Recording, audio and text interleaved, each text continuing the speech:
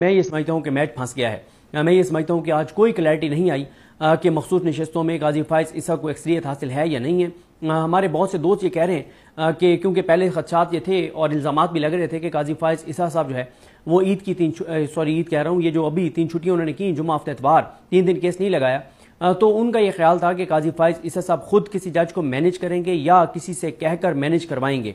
अब मैं ये तो नहीं कहता कि उन्होंने मैनेज कर लिया है। मतलब वो अक्सर ये भी होता है कि जजेस बैठ के दूसरों को कायल भी करते हैं, ना मैं ये कहता हूँ। बहुत से लोग ये कह रहे हैं कि काजी फायज ईसा साहब ने जो छुट्टियों के दिनों में जो ये 3 छुट्टियाँ थी, इसमें जस्टिस जमाल खान मंदोखेल साहब को मैनेज कर लिया है और जमाल खान मंदोखेल साहब अब काजी फायज ईसा के साथ जाएंगे कि ये नशिस्तें नून लीग और पीपल्स पार्टी की हैं।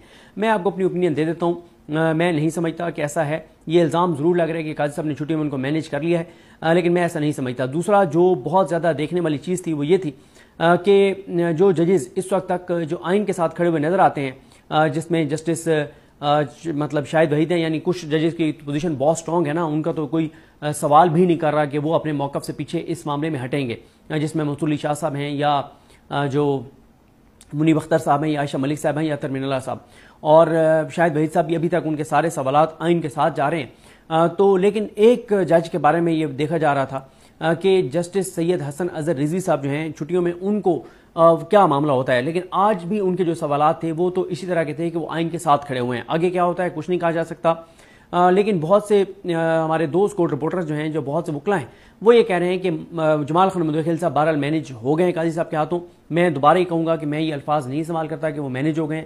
कायल करना और बात होती है, मैनेज करना और बात है।